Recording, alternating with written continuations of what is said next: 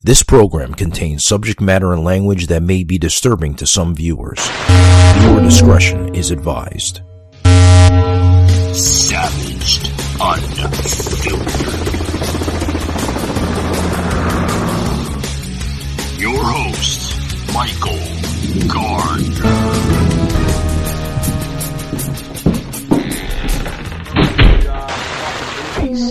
Today, yes, there was a pause there, and the reason why I did that on purpose, guys. We're gonna be talking movies today. We're gonna try to stay on movies. I'm gonna do my best not to put in political viewpoints, but I have to say, guys, there are two movies that I'm gonna be mentioned today that somewhat resemble politics, but this episode is entirely different. So with that being said, guys, welcome to the show. This is Savage Unfiltered. Joining me again, once again here, a good friend of the show, Joseph Leonard, guys. He was on the show yesterday. He's a good friend of the show. And, he started becoming a panelist, a regular here on the show. So we always welcome Joseph back to the show. He's the author of Terror Strikes Coming to a City Near You. Welcome to the show, Joseph. How are you doing? That was a phenomenal show we did yesterday. But we're going to be talking movies. It's nice to be able to be part of a show, though, yeah, movies have politics in them, but we'll try not to dwell on that. It's nice to be part of something different. And like I teased yesterday when we kind of hinted at this show might being occurring, I was kind of Wham Radio here in Ann Arbor's unofficial quasi-movie buff guy. I would always call into Linda Hughes, may she rest in peace, American Dream show at noon on Saturdays, and we discuss movies a lot. So it's fun. I really enjoy movies, and it's nice to be able to have a break to some degree, at least from politics. And being a writer, we're on audio today, not video, so you have to set a mood when you're writing a book. So let me set the mood and tell the audience how into this episode I am. I'm sitting here. I went through my closet and dug up my Beyond the Mask theater captain shirt.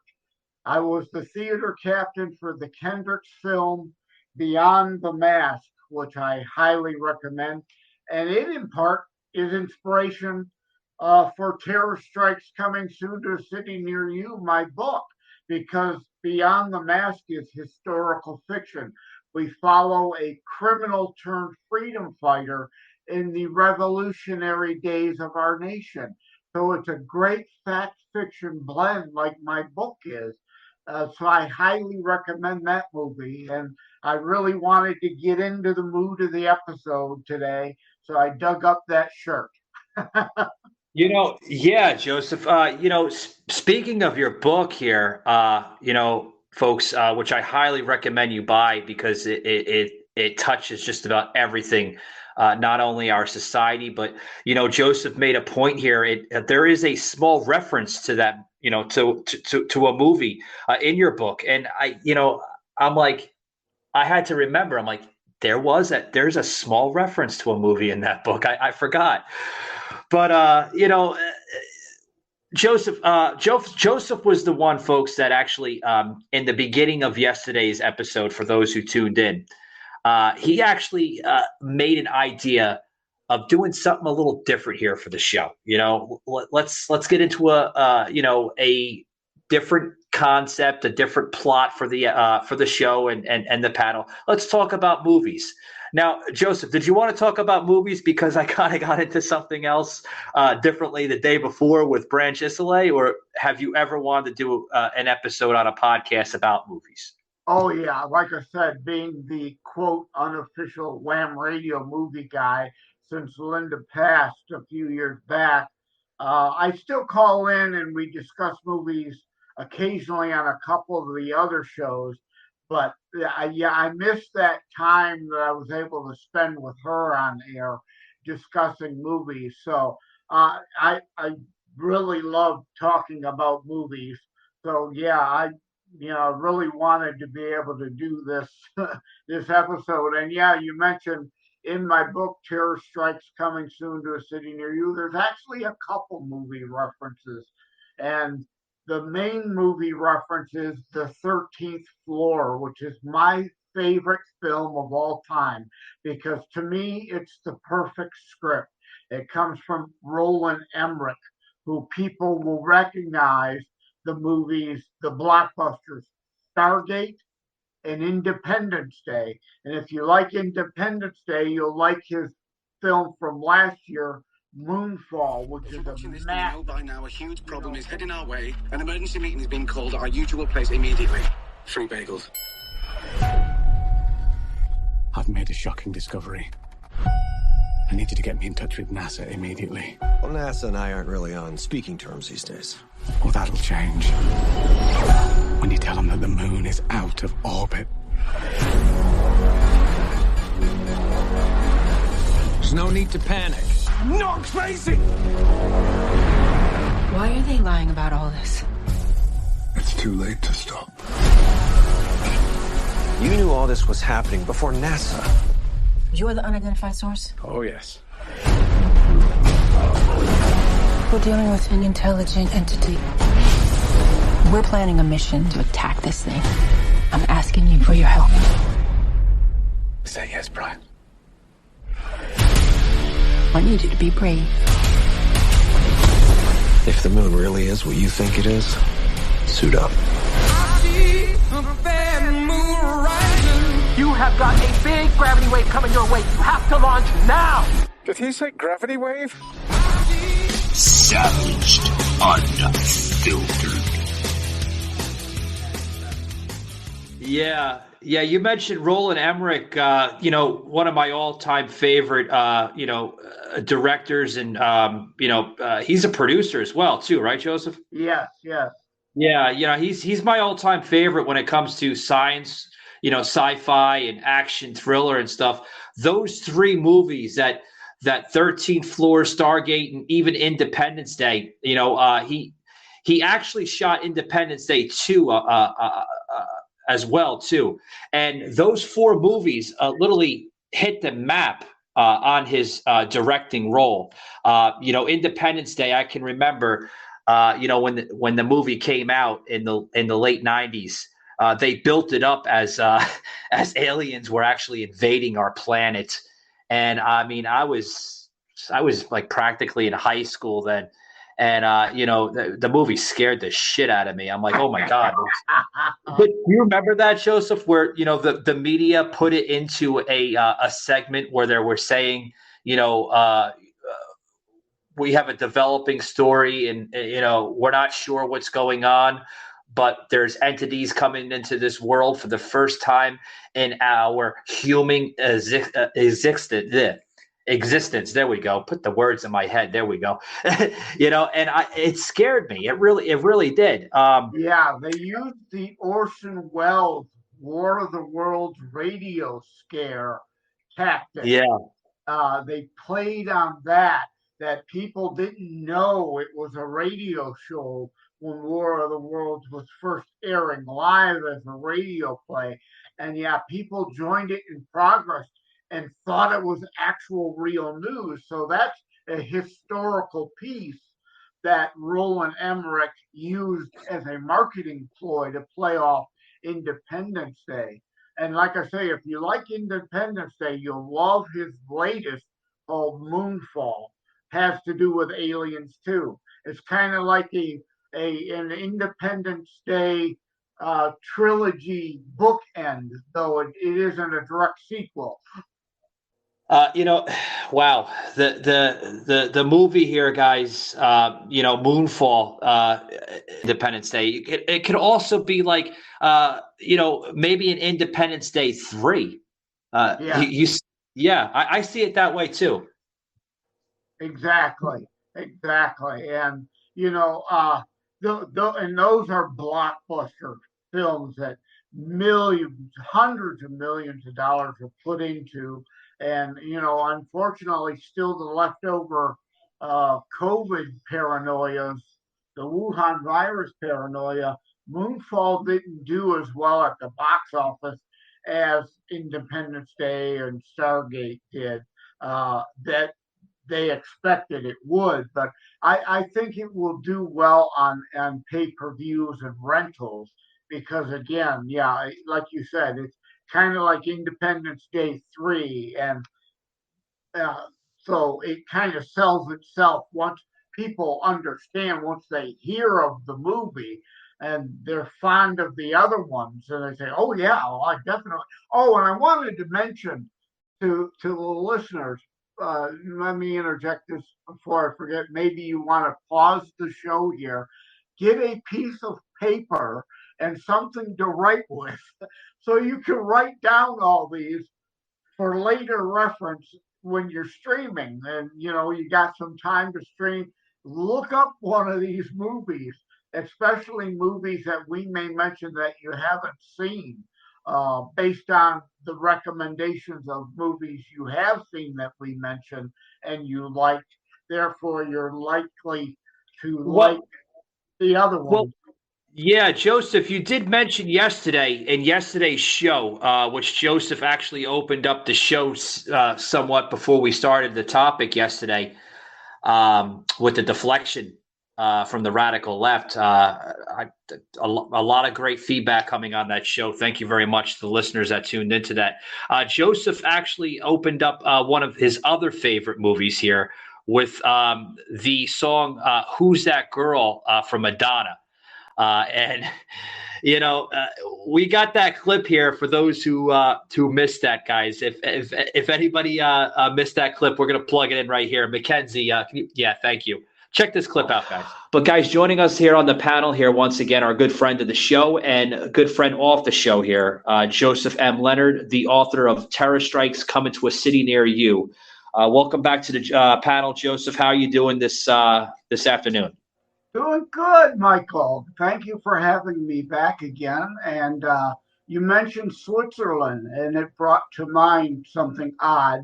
And like you said, you didn't talk politics the other day. Maybe one day we can have an episode on movies. But unfortunately, with Hollywood, it would go back to politics too. But you reminded me when you said Switzerland of a movie back in the 80s. I'm not a huge Madonna fan. I mean, she was talented. She had some good music. But she had a movie in the 80s called Who's That Girl?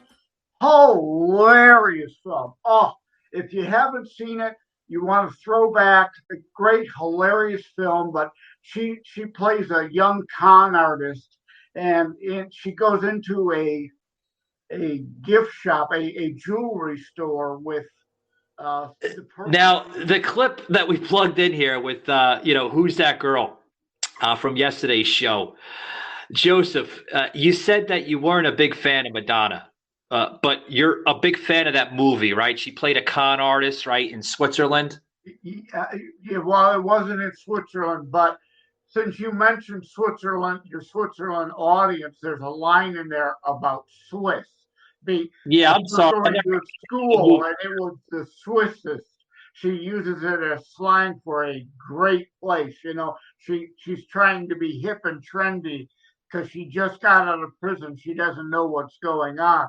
So that we kind of stumbled across that because you mentioned Switzerland, and that brought that to mind. And I think Madonna is a very talented person. Don't get me wrong, and she's got some great music. And not to delve into politics though, but her papa don't preach about pro-life. She would never record today. In fact, probably if asked, would disown that song. But that movie, Who's That Girl, is hilarious. She did a great job. I highly recommend that movie. As far as a comedy, it is fantastic. Yeah, Joseph, I thought it was I have to make a correction. I didn't see the movie. I thought the scene was portrayed in Switzerland. But like I said, we're gonna Mackenzie and I, we're gonna have to watch that movie somehow. I don't know, is it on Hulu or Netflix? We'd have to check it out. I'm not sure. I've got it lying around here on VHS tape, but Oh yeah, well, Joseph, we're in the 21st century. No offense. Yeah, yeah. But yeah, there's another movie. You kind of referenced to me off the air that I'd like to get into with America, right? Image, right? Or excuse me, Imagine a World Without Her by Denise Dinesh D'Souza, D'Souza. yeah. Yeah, I know who he is. He's a big time political figure. He's always on social media with different types of political segments that he adds on, whatever platform. But he see, I wasn't aware of that. He directed that. Oh, Dinesh has got like a dozen documentaries. And unlike Michael Moron, as I call him, who does mockumentaries that are fake, full of garbage, spin, Dinesh Yeah. D'Souza is an immigrant to this country. And like we discussed the other day, immigrants are some of the greatest Americans because they escape shitholes and they Yeah. understand America is the shining city on the hill and the last bastion of freedom. If America goes, the world collapses. And yeah, he did America, Imagine a World Without Her. I think that is his most important piece he's ever done. And it delves into the what if America weren't here? What if we were still British and French divided? Savaged, unfiltered. Hey guys, this show is now on Amazon Music and Audible. That's right. Gonna want to check us out on Amazon Audible and Amazon Music. Great set of platforms. We are so honored and grateful to be part of the Amazon team. And we're honored that they are allowing us to be launched on those two major platforms. So thank you to our new friends here on Amazon Music and Audible. Important intellectual thought piece.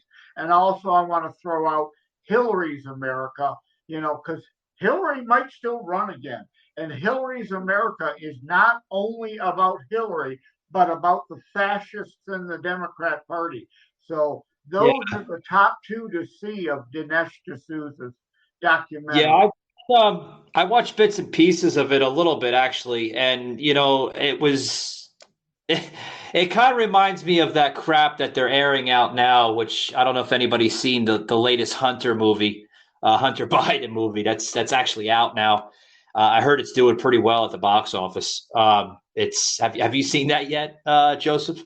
No, I've not seen it, and I'm gonna wait until I can see it streamed free. I'm not gonna pay for it, but it's certainly something important for independents who don't pay enough attention to the news and the whole Hunter Biden laptop cover up that they see it. But since we're kind of on politics and Dinesh's America, Imagine a World Without Her, another one of my favorite films.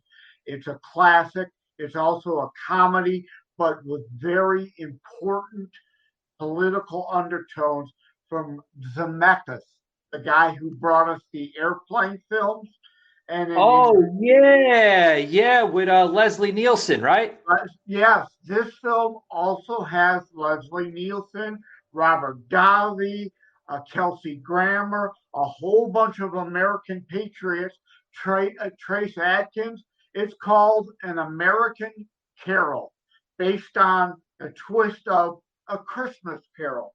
An American Carol is about a Michael Moron type hate America mockumentary maker who hates America, hates the 4th of July, wants to abolish the 4th of July.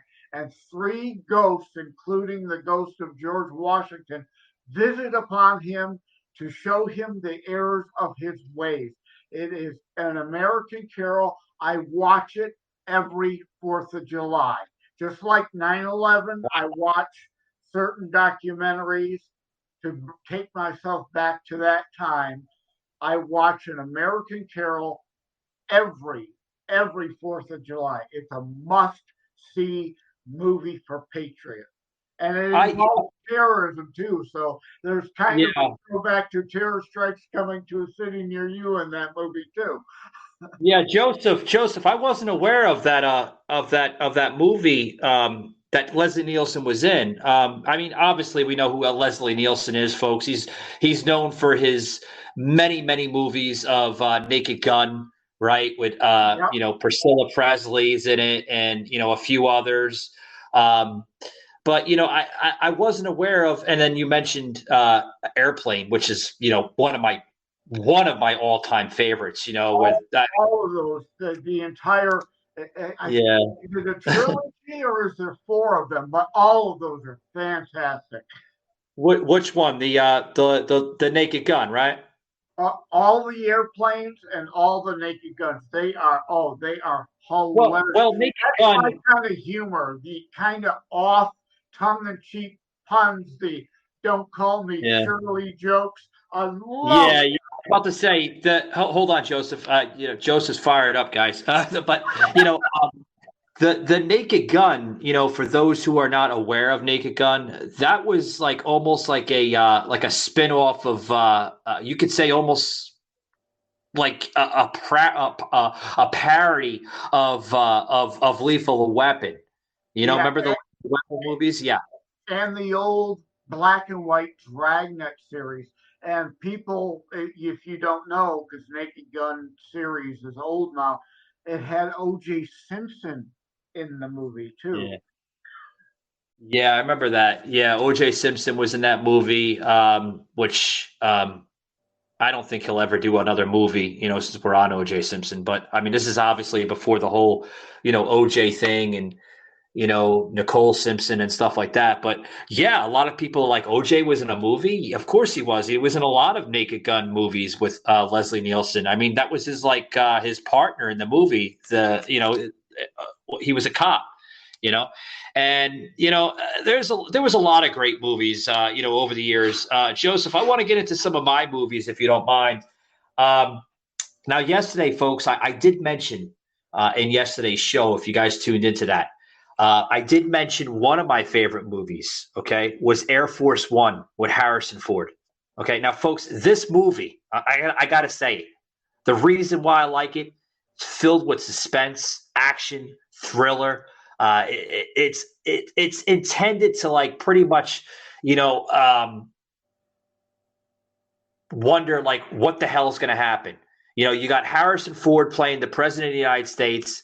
A lot of great actors and actresses were in it, and you know, just to give you a short little plot of the movie, you know, Harrison Ford is on Air Force One, okay, and they're traveling, you know, through the air, obviously, okay, and later in the film, the president finds out that the actual camera crew are basically Russian Middle East terrorists, okay? And he literally has to save his administration, which he tries so hard. There's a few parts of the administration in the cabinet that actually dies in the movie, okay? And it's sad, but, you know, Harrison Ford literally becomes the muscle man, so to speak, Joseph, of his administration, of his cabinet.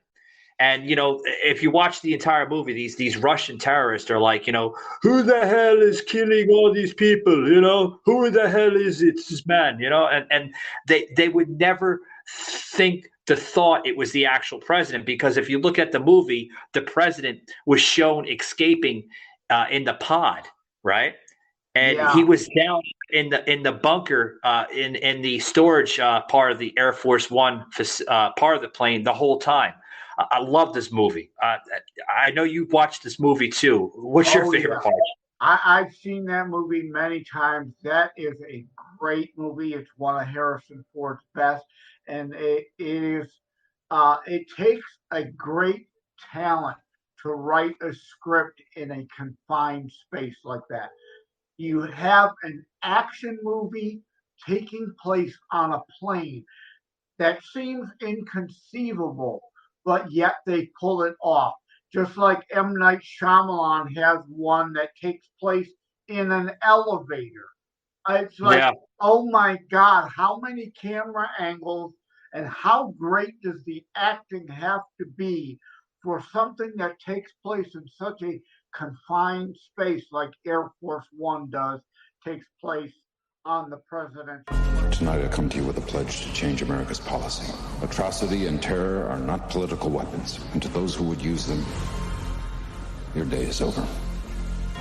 In a speech tonight in Moscow, the president issued a direct challenge to terrorist nations around the world. But the question remains, what are the risks involved in such a bold policy initiative? They hated your speech, didn't they? We're afraid we won't have the guts to back it up.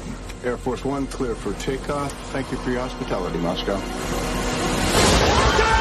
Air Force One with emergency call. Where's my family? The president's plane, Air Force One, has been hijacked. What do they want? They want General Radek released from prison. I will execute the hostage every half an hour. What are our airborne scenarios?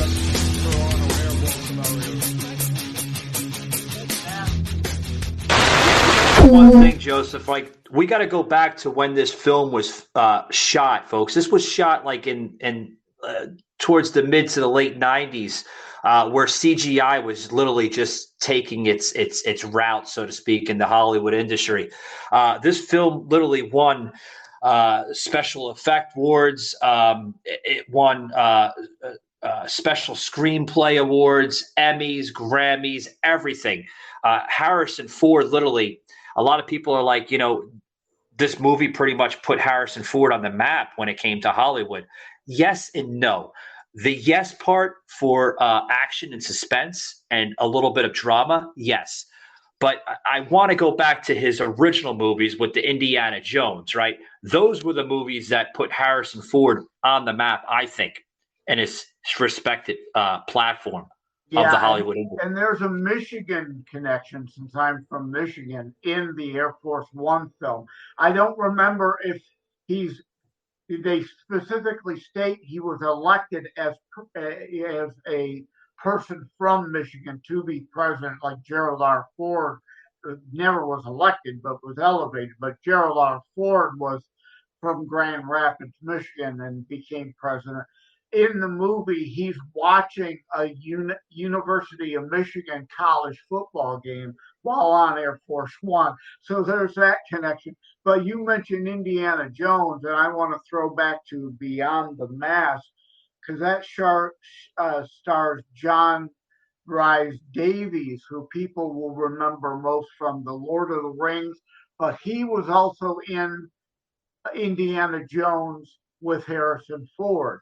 So I kind of have a throwback connection.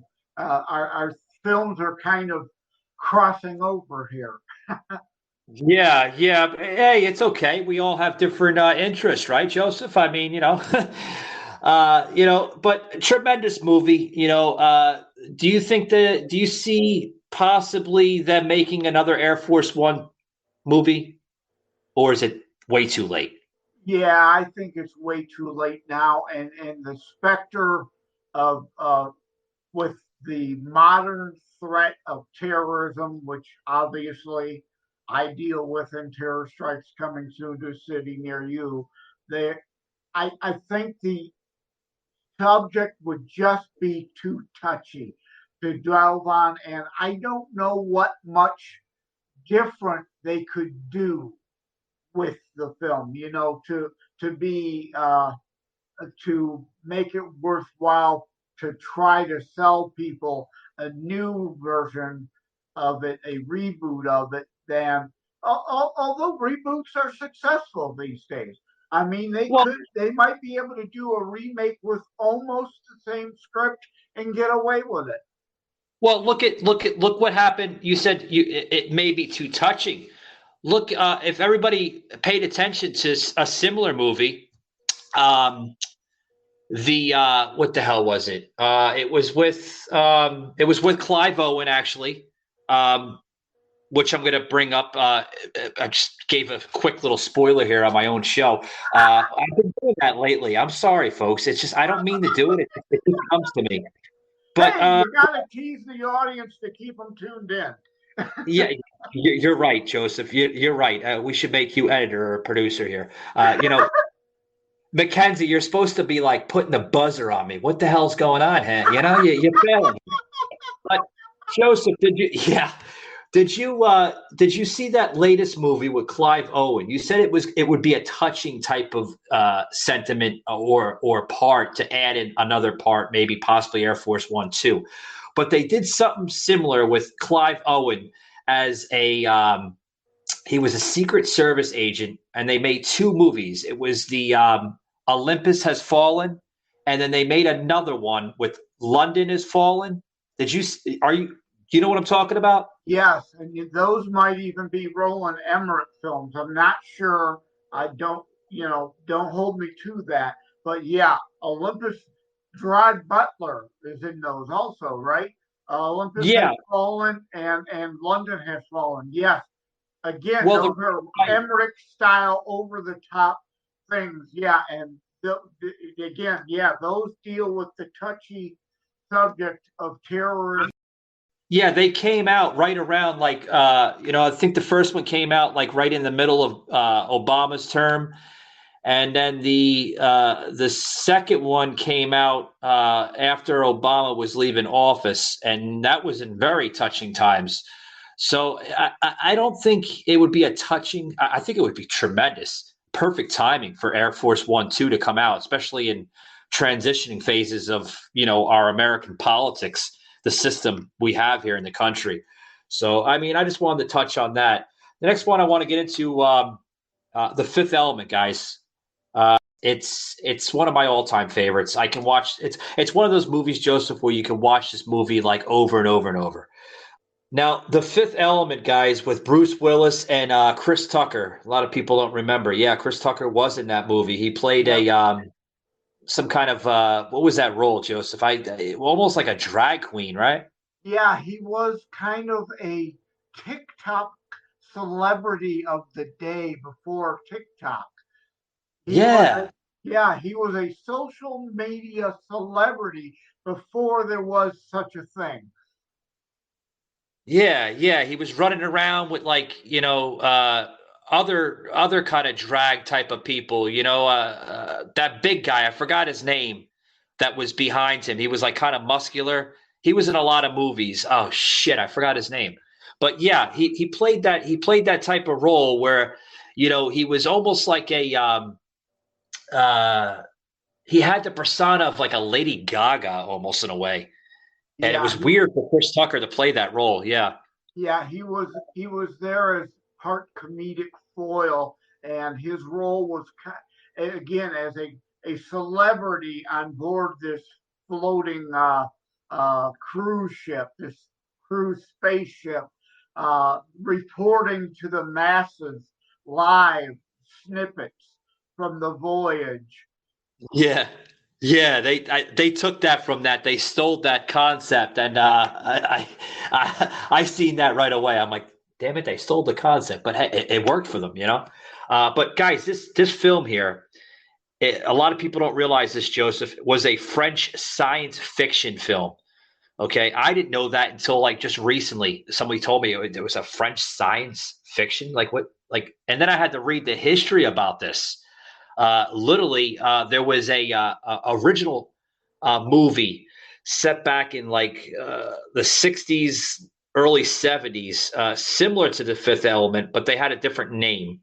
It was all in French. I couldn't even tell you because I don't speak French, obviously. But it was a similar plot. It was a similar story. It was taking place in the future, where this broken down French cab driver won a ticket, like if he was going to like Disneyland or something, to some type of fantasy island. But instead of going to a fantasy island, he was going to another planet on a luxurious spacecraft, and that's how it took place. Now, this film it won special effects and visual effects.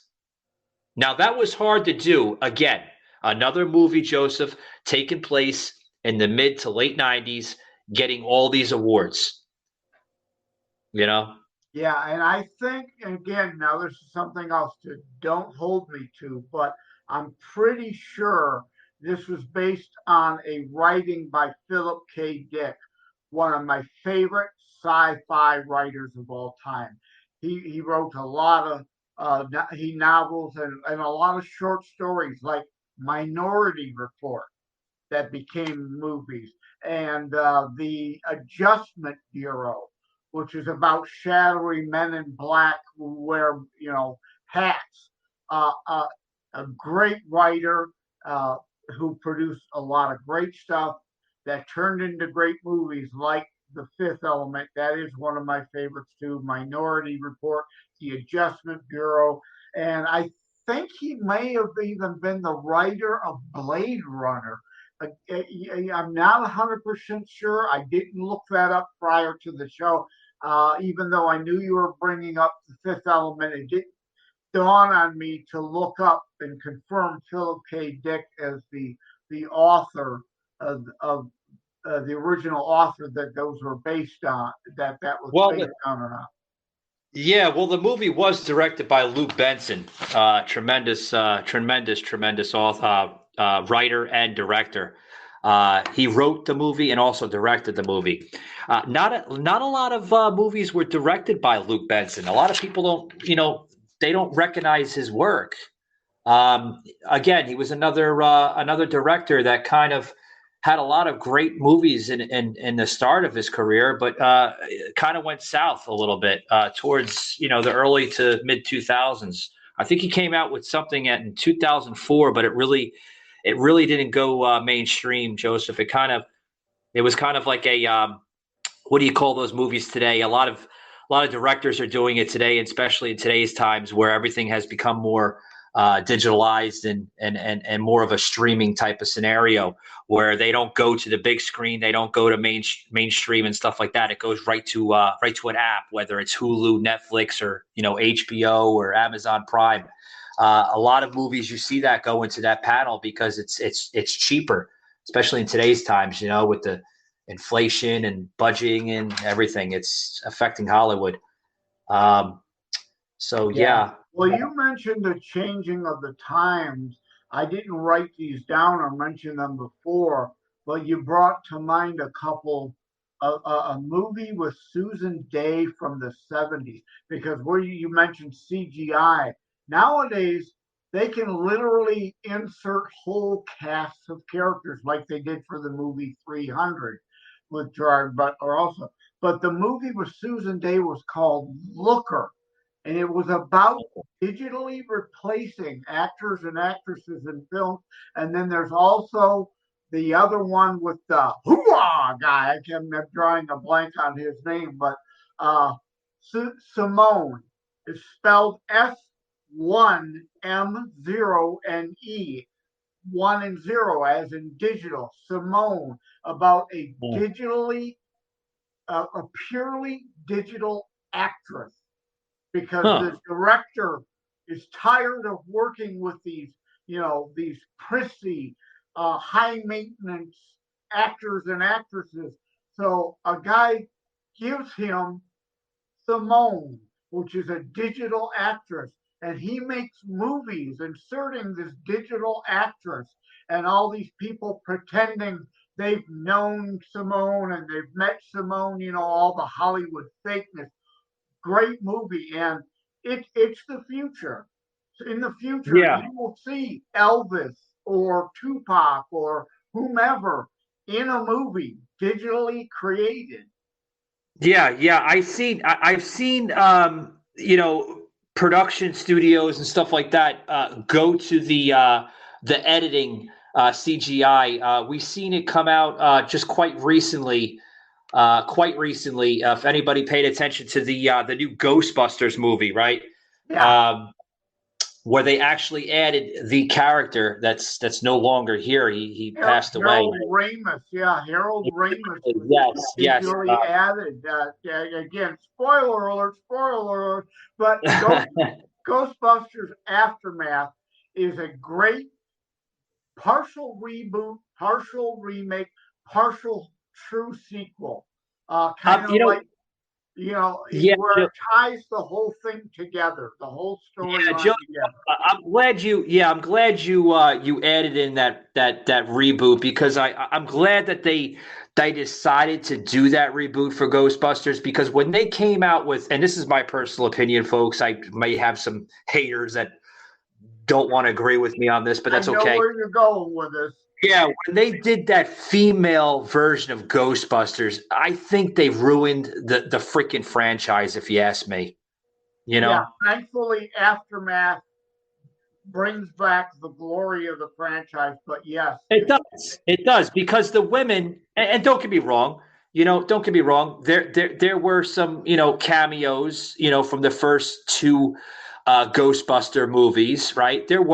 They put some cameos in, but they destroyed the franchise, I think. And I'm like, oh, no. After 20-something years, you're going to come out with another story plot for this movie, a female version of Ghostbusters? Like, what are you going to say?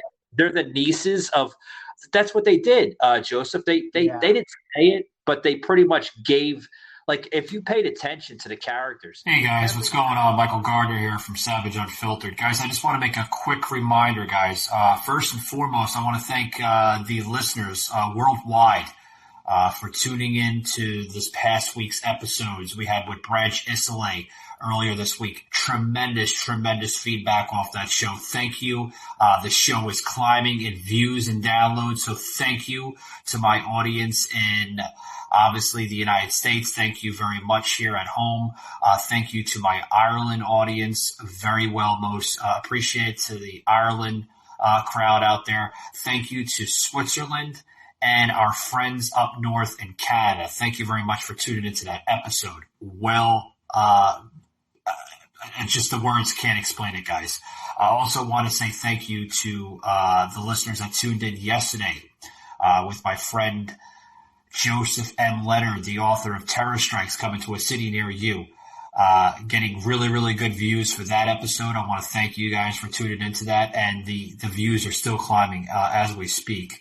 Guys, I do want to remind the folks that we are doing an episode shortly here. The recording will be starting in about 10-15 minutes with our good friend Joseph. We're going to be touching on movies, past, present, and females in those movies justice by putting them into situations. Well, the Ghostbusters movie, the female version, it was a fucking joke. I mean, it tanked at the box office.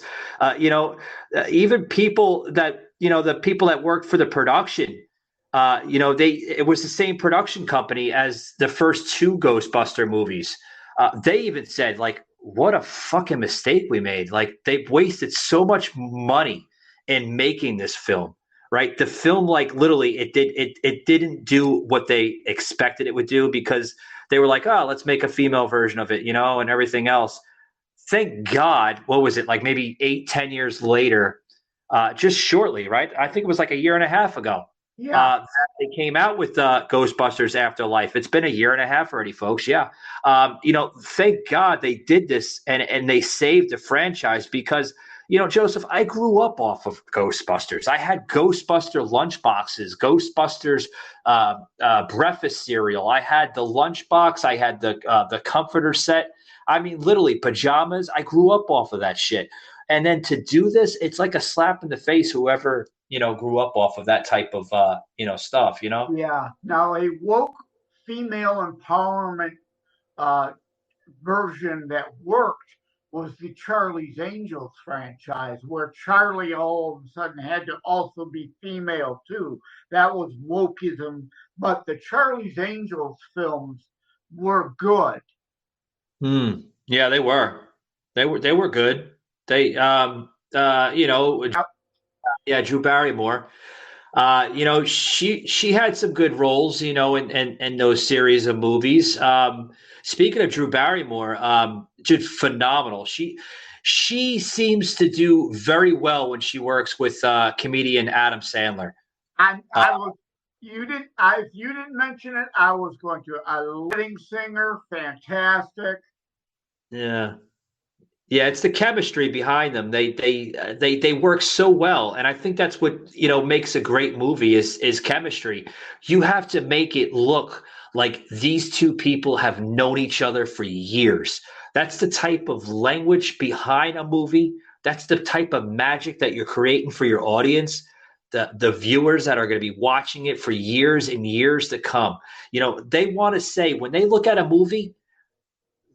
Even the producers behind it, the directors, the writers, the executives, right? They want to look at a movie like this movie is going to be talked about for the next 50 to 100 years from now, and I think that's what sets a movie. Now, sure, there have been movies like what the fuck did they come up with? Like what the hell were they smoking? Like some of these stupid movies. Like I want to get into some really stupid movies before I go into my third all-time favorite here. Some stupid movies, Joseph, like Rick Moranis, right, with the plant, right, the angry plant, Little Shop of Horrors. That was based on the play. The play did so well, they thought the movie would sell, and although it has a cult following, Little Shop of Horrors has a cult. A weird film noir cult following, as does the Rocky Horror Picture Show. So there's that. I agree with you. It was really a bad movie. They tried mimicking off of Rocky Horror Picture Show. There was some mimicking in there. And you know what they tried to do, Joseph? They tried to take a Broadway play, because it all started off as a Broadway play, right? They tried to take a Broadway play and turn it into a movie. Just like they did with Rocky Horror Picture Show. They try to take, and that's what ruins movies. You take a Broadway show and you try to turn it into a movie. It doesn't work. It has a different type of analogy, into it. A different type of story play. Trust me, folks. Here's a note to producers here. Maybe I'll get a producer or a writer or a director that listens to this one episode. Here's a word of advice, okay, as a podcast host, okay? And you're probably going to say, what the hell does he know? He does podcasting. How the hell does he know? You're also a consumer of movies. Yeah, exactly. But let me say it as a podcast host, because not only as I am a podcast host, I help Mackenzie here on the show. We do the editing as a team, okay? As an editor, as a host, as a producer, as this and that, please, if it works for Broadway, keep it for Broadway. Do not ruin the franchise of that type of play and try to bring it into movie play. It doesn't work. It's two different types of ball games. They ruined Little Shop of Horrors. They ruined Rocky Horror Picture Show. What else did they come out with? They came out with some stupid movies along the way. They did the Little Rascals, right? Where that actually started off as a TV show. Then it went into a small little Broadway play back in the 40s up in New York City. And then along the years, they did like these little movies and stuff. Another franchise ruined. But I tell you.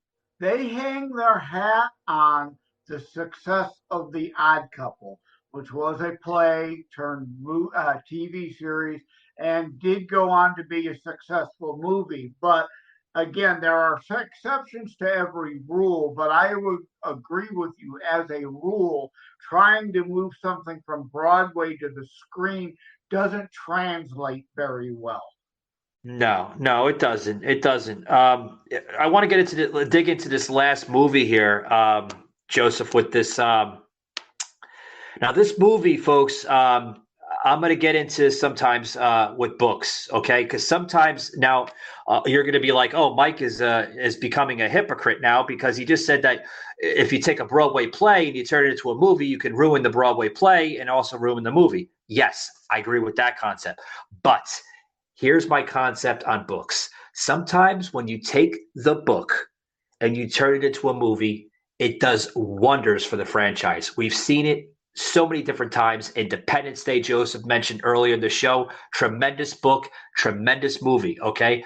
Jurassic Park, another one. We didn't mention that, but Jurassic Park, a phenomenal book, phenomenal movie. They're coming out with series of it's been rebranded now, Jurassic Park, where it's now Jurassic World, I think it's doing wonders for the franchise. Continue out with movies.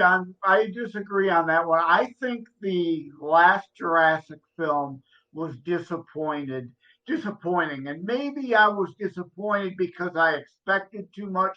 Because again, like with the Scream movie and the Ghostbusters Aftermath, they retooled, partially rebooted, but kept ties to the originals. And they brought all the characters together in the last Jurassic. And I just didn't think it worked as well. It was basically just a remake of the original film with all the characters back. So I was kind of disappointed on that one. But yeah, well, Joseph, here's the difference here. This is my personal opinion, folks. I think the difference between rebranding and rebooting is two different things. Rebooting is good on some levels. Just don't tweak it too much. Keep the original story plot, but just possibly if you want to add some extra additional characters that you haven't seen in the first couple of parts, right? Go ahead. We've seen it. They've done it tremendously with the first couple installments of Back to the Future, right? We've seen some characters where they went to the 50s and they went to the Wild West and they went to the future 2015. That worked great. Don't tweak it out too much with the reboots and stuff like that. You can add different characters. Now the rebranding, right, with this Jurassic Park, right? That works, Joseph, I think. And the reason why it works is because we understand what happened in the first couple of Jurassic Park movies, right? John Hammond, the founder of Jurassic Park, right? The pretty much the god of recreating dinosaurs. We understand what his intentions were. He kind of went to his head too much, and look what happened. The damn dinosaurs terrified people, and they ate people, and they fucking ate the guy that was shitting on the toilet in the T-Rex. We understand things happen. Okay. Jurassic Park worked for the first couple. Okay. Case closed. End that and then rebrand it. We want to see more of it. Okay. What the rebranding part here, Joseph, and I'll be quick because I want to get into this next movie here. The rebranding part works, and I can tell you why it works. Okay. We see what happened with Jurassic Park. Okay. It was a science experiment gone wrong. They thought that by bringing back millions upon millions of dinosaurs that have been extinct for millions of years, okay, they thought by bringing them back they can control them. Well, first of all, you can't control an animal that you really don't know nothing about because we weren't really around when the dinosaurs roamed the earth. So we understand that they let science get to their head. So close that franchise. We understand. Basically, the author and director of that movie understood it. They really couldn't go anywhere with Jurassic Park. It ended pretty much right at like the second, third part of the series. So that's why they came out with Jurassic World. They had to rebrand it to continue the story. The reason why they had to rebrand it is because those films did tremendous at the box office, dominating the box office. Hundreds of millions of dollars were made with those films. So I just had to put a quick little rebuttal against your statement there. Savaged. Yeah, well, I can understand that, and yeah, the temptation, of course, is to, if something worked once, see if it works again. Yeah. Like if you're gonna make $1 billion off one, then there's usually diminishing returns over time, but they remain successul. And it's like Planet of the Apes. The original one did so well off of the Brule book. I can't remember his first name. My ex-wife bought me an original copy of the Planet of the Apes book. I have it around here somewhere. But then as you do more, and like with the Jurassic, there's more and more done in the computer lab. You can cut costs with each film. You know, so even if you make less at the box office, you're still profiting as equally with those franchises, which is, again, like Indiana Jones we mentioned, why they made so many of those.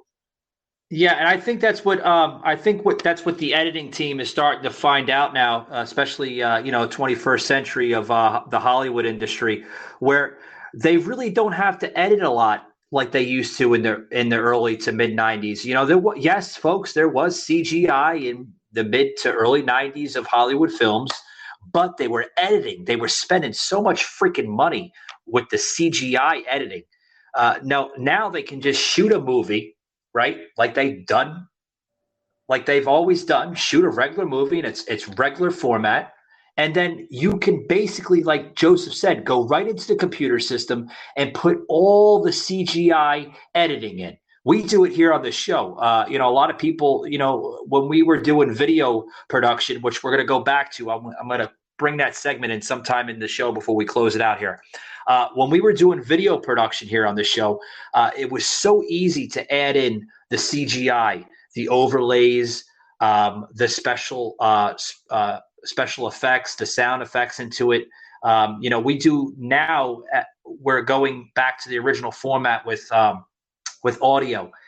So we're adding, after the recording here with Joseph and I, we add Mackenzie and I. We add a tremendous amount of editing with audio. We take out segments that don't work. We flip flop them. Sometimes there's little glitches of audio glitches. Hey, it's connection issues. Sometimes we have to cut like a second or 2 seconds out and then kind of redo it again. So yes, there's editing involved, even in audio. And I think that's what's great about it, especially today's times, where you can do a whole segment, Joseph, and then just cut it right out, Yep. And an odd film I want to throw in case if we don't have time later is most people today weren't around during the silent film era. And, as an art, the Buster Keaton movies that had to be all visual because it would, they added music, but there was no talking. So I highly recommend a modern film called The Artist, but it's about a silent star trying to remain relevant in the talkies age. And it gives you a great sense of historical perspective. Savaged, unfiltered.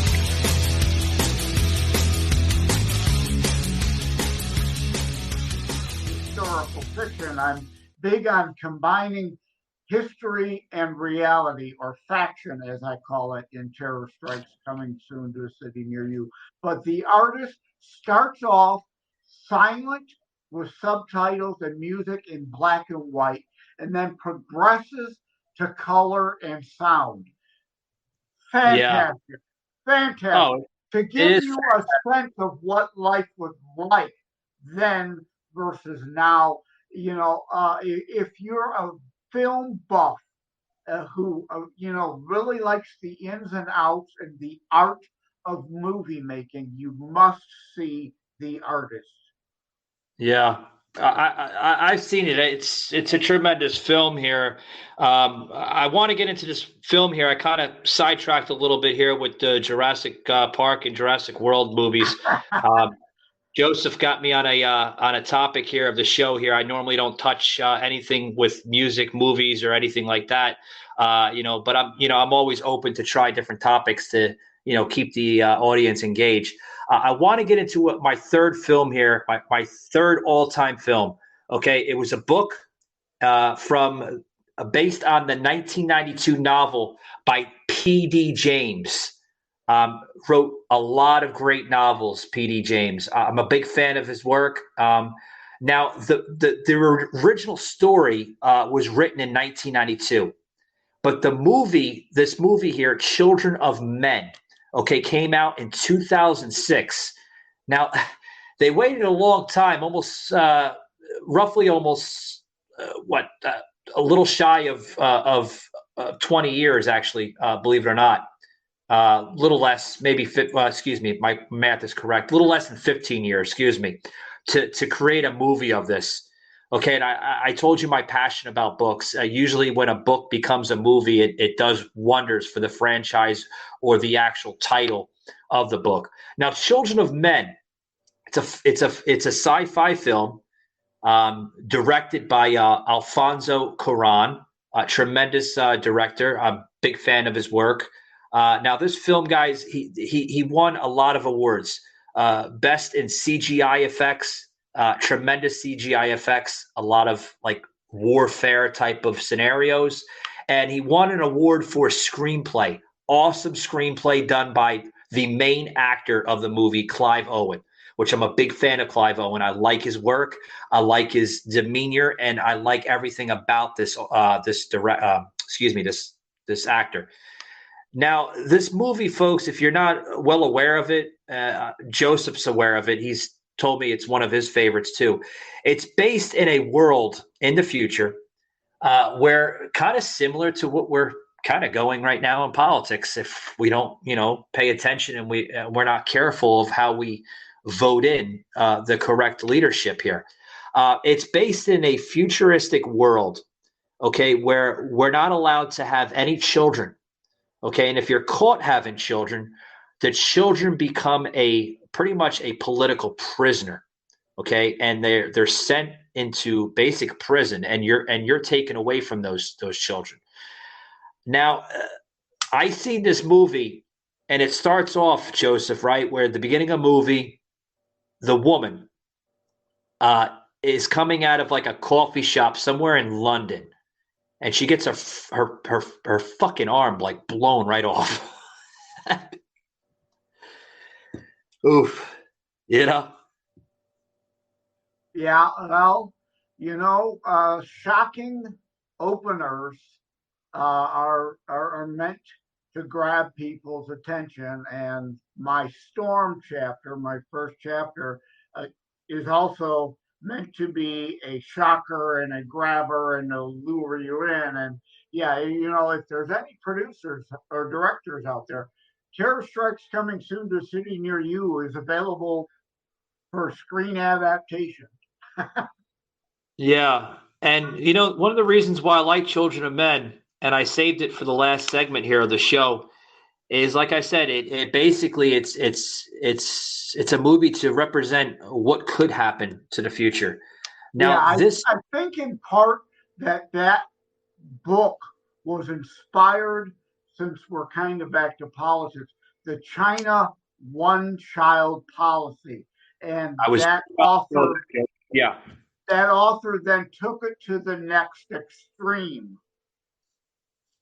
Yeah, because at the end of the movie, fast forward, she's racing through this corrupted, because the main movie is basically shot in England. Some of it's shot the European continent, but a lot of it's shot in England, where England is basically a radicalized country, right? And they're joined by literally a world order. They're literally, folks, the presidents are all joined by one. We're not in war with one another anymore. We're basically a one world system where every president is basically kind of, and this is going to kind of sound strange, but morphed into as one person, and all the governments work for one another. And this woman is like racing through the entire movie with Clive Owen. She had a baby. Every government in the world doesn't know about it. She's trying to keep it a secret. And she's using this as to try to go to the other end of the world to try to get her word out, saying that, you know what, I did it. You can too. Let's fight back and bring back our original formula of law, And it's a tremendous movie. And it's one of those movies that you can watch over and over and over. Yeah, Children of Men is kind of an Orwellian type. 1984 Animal Farm, Atlas Shrugged bucking the system. Sooner or later, things get too dystopian and go too far, and people needing to fight back. And again, like I say, And good writers do this. Good creative people do this. They take something like I think Orwell took out of his time to pen 1984 and Animal Farm, projecting ahead events of the time to the extreme they could go to, and him projecting the extreme of the China one-child policy to the extreme to make Children of Men what it was. Yeah, it's a tremendous movie. I'd really be happy if they added a Children of Men Part 2 in the making, because at the end they give you that little teaser that they could be setting up for a Children of Men 2, and it's been almost what going on 22 years, right, since the first one. So yeah, they always. And that's the thing with the book to film, is a book usually covers a lot more, and a movie, that's why people love to, if they haven't read the book, will go back and read a book that they've seen a movie they've liked, to see what all else is in the book, because often they can't squeeze everything from a book, or especially if it's a series of books, into one 90-minute film. So you could take just certain aspects of the book and expound upon them in the film adaptation. And, so that's why books are such a fertile ground for movies, because they don't have to make the whole book. There can just be part of a book they really like, and turn that into an expansion of just that sub-theme from the book. Oh yeah. It's a tremendous inspiration. They take these and they just bring them into play. Guys, we're about to close it off here, but I got to make a quick announcement here. I kind of gave you that announcement just briefly into the show. We do plan on going back to video podcasting. I'm getting a lot of comments. I even got a comment off the show here from Joseph. When are we going to go back to video podcasting? Well, Joseph and the fans and the viewers out here of the show, we will be going back. I want to make a huge announcement. Was going to save it for Sunday, but I don't want anybody waiting, because I don't like waiting. It's just me. We're going to be going back to video podcasting right after the new year. The reason for that is due to the pandemic and budget cutting and everything else. We've had to do some budget cutting here on the show. Everything is just it's costly. I'm gonna admit that on the show. With our good friends of Restream. I love you, Restream. It's nothing against you, just taking a break from you. That's all. But we're going back after the new year. Mackenzie and I are working on a very, very special backdrop for the show. Wait till you see this, guys. We got like maybe 30% done, right? 30% done. We have one backdrop done. We're going to do a couple more better than the original formula of just one backdrop that we had. We're going to have about 3 backdrops. We have one. We have to do 2 more, and we're going to add some special lighting in. We wanted to add special lighting in the first merry-go-round when we were doing video podcasting, but we just thought it wasn't right at that time. So we're going to do some special lighting. We're going to do some more special effects. But right after the new year, we'll be back to video podcasting. So you're going to want to check that out right after the new year. I'm glad, because we're in a visual age now. I mean, again, people are with TikTok and everything, people are really into visual, and it adds a whole other aspect to your show that way. It gives a horror genre element with mine and your ugly mugs. People get to see it. Yeah. And I think Joseph has a point, because, for the folks that have been following me on TikTok, I want to thank TikTok. Actually, I never thought we'd be approaching, we're almost approaching 2,000 followers. So I want to thank TikTok. And we've done that, folks, in less than 2 months. 2 months, we signed up for TikTok, and we're at like 1,798 followers. So thank you very much for the people for following us. Thank you for taking your time and your busy schedule wherever you may live in the United States and also the world. I've noticed some following coming in from UK and all over the world. So thank you very much. We put out amazing content on TikTok, amazing graphics, amazing sound effects, everything. So I think that's what's opening us up back over to video, Joseph, is the TikTok, because we'll notice that. TikTok is one of the few social media platforms I'm not on. I signed up for Instagram ages ago, never really used it, but since the book came out, I've started using it. And so, I'm building a bit of a following on Instagram there too now, like you're doing with TikTok to help promote your show. I use Instagram and the other social medias to promote my book. And since you gave breaking news, I will give an exclusive to Savage Unfiltered audience. I used to write for Red State, redstate.com. I am now joining the Liberty Beacon team, which is kind of like Red State. It's a conservative patriots authors. So starting Sunday, September the 11th, my first piece about originalist Federalists will be up at the libertybeacon.com, as I'm happy and proud to announce it exclusively. First time hearing it is the Savage Unfiltered audience. I'm joining the libertybeacon.com. Wow, that's tremendous. A round of applause. I mean, wow. That's a success right there, Joseph. You're moving up in the world. That's awesome, guys. You heard it from the author and writer of Terror Strikes Coming to a City Near You, Joseph M. Leonard.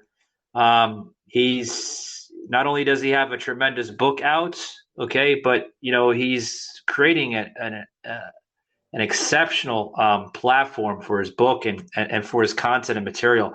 So that's good stuff, Joseph. I'm glad that you made that announcement on the podcast today, and and the world here listening.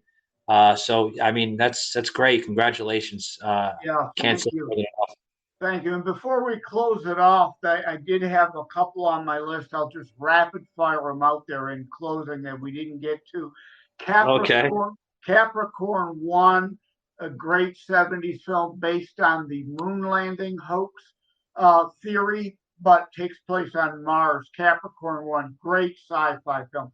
Failsafe with Henry Fonda, the classic nuclear standoff movie, fantastic. Millennium, another great sci-fi movie. We've talked a lot about sci-fi today.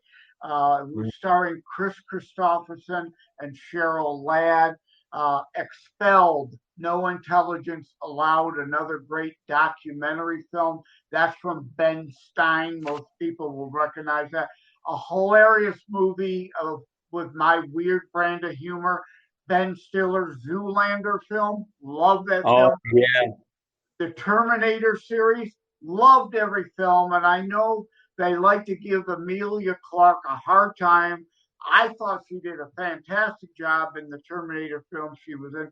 A couple Christian films, my two favorite Christian-made films, aside from Beyond the Mask, which is the Kendricks Christian Studios, is Risen, which is about the persecution of Christ through the eyes of the Roman soldier. Fantastic, unique perspective. Risen, must see, and a great comedy called The Resurrection of Gavin Stone. It's not your traditional Christian book like a film. Like my book is a Christian book, but obviously it's being about terrorism. It's not your normal fluffy kind of Christian book.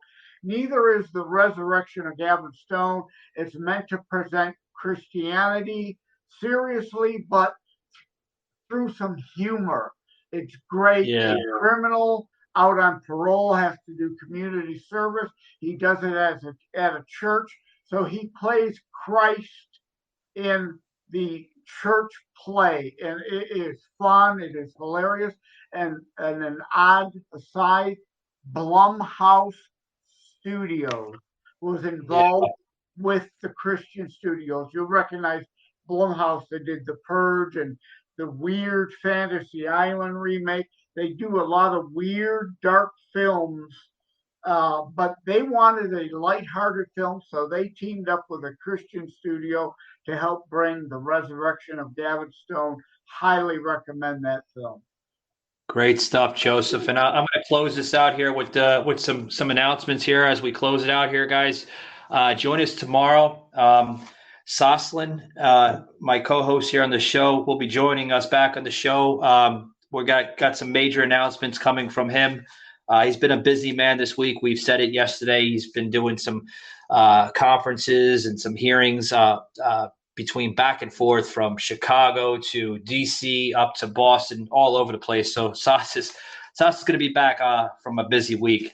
Guys, so tomorrow on the show, we're going to be doing an episode featuring the life and death of the late Queen Elizabeth II. You're going to want to tune into that show.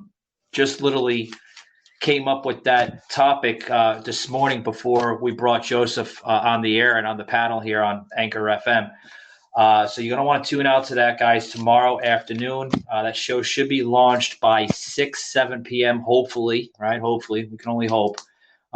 Sorry about the late launching last night for yesterday's launching here with Joseph and I. There was a lot of podcast episodes and shows that had to be launched, we heard from Anchor FM. So we try to get it out there. It's just depending on the timing. You know, there's always new shows coming on. There's thousands of them now. And then Sunday, guys, we have the first show with the Therapy Twins, Joan and Jane. They'll be joining us. That should be a rather interesting conversation.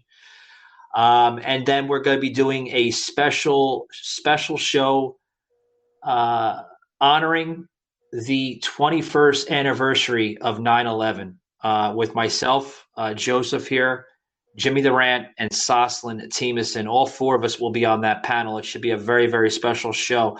Also, too, guys, we were supposed to have a show with an author, Jen Parker. Sadly, she had canceled. Okay. I did make an announcement yesterday on the show in the recording, but we cut that. If you guys noticed that, I'm sure Joseph noticed that. Well, I can't say you guys noticed it because you guys weren't part of the recording, but I'm sure Joseph noticed that as he was listening to the show. We cut that out of the original recording yesterday because that came to me literally in the middle of the conversation I had with Joseph while we were recording. Mackenzie was kind of just writing down the notation as we were getting the email in from Ms. Jen Parker. But sadly, she had to cancel.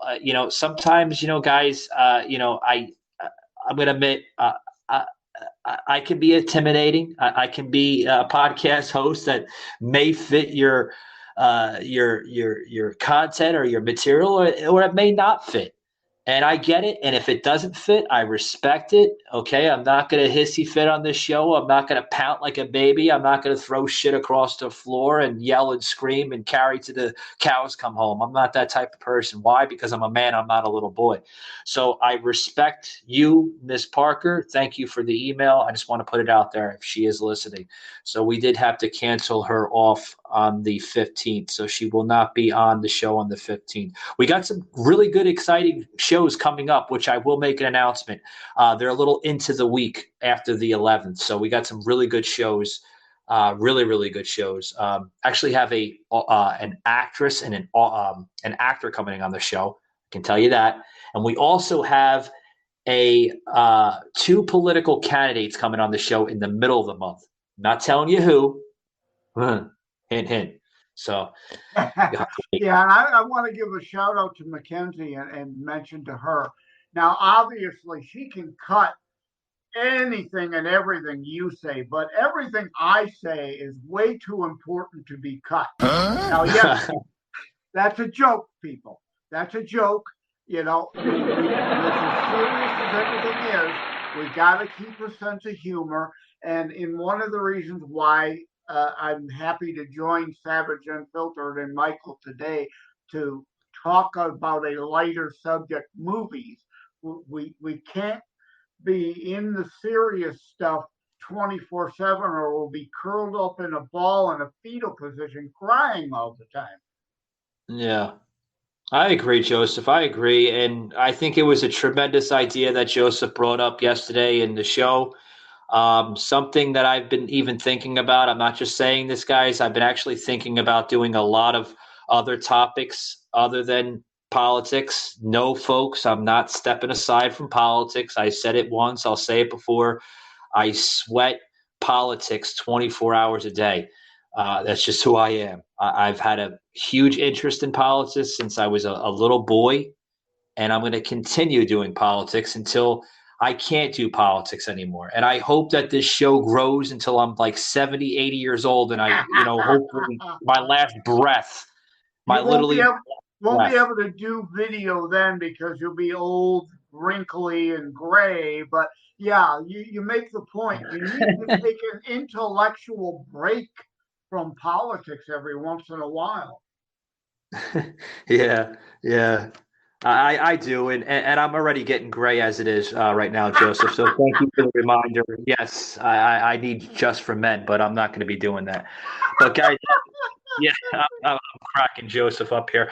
But guys, I'm going to close it out here. I want to thank Joseph once again for coming on the panel. About an hour and 30 minutes, but it's really like an hour and 15 minutes because we got to cut 15 minutes of the first part of the conversation.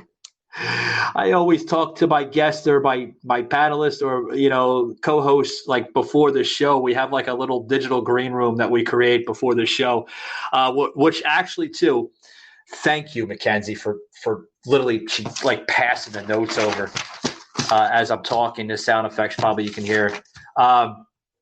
We're actually going to be creating a blooper reel. When that's going to happen, I don't know. We're still thinking of concepts and ideas of how we're going to bring into it. I'm a person that loves intro music. Each show I have an intro music, whether it's Savage Unfiltered or my bonus shows, the Savage Brief. I love the intro music. So we're going to come up with an intro song to this. We have the name. It's going to be called Savage Blooper Reel.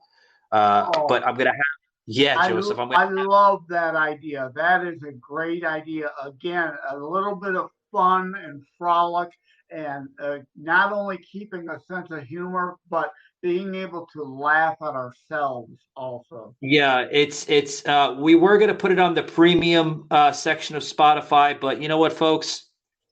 You guys don't need to pay for it. We're going to keep it free. How's that, guys? We're going to keep it free. We're not going to charge you a dime.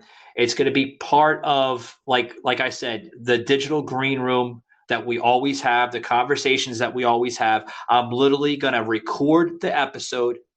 I'm not going to edit. I'm not going to cut it. I'm just going to continue it as when we came into the episode, the recording, all the way to the end. So you're going to hear conversations of, if it's me, Joseph, Jimmy, Soslin.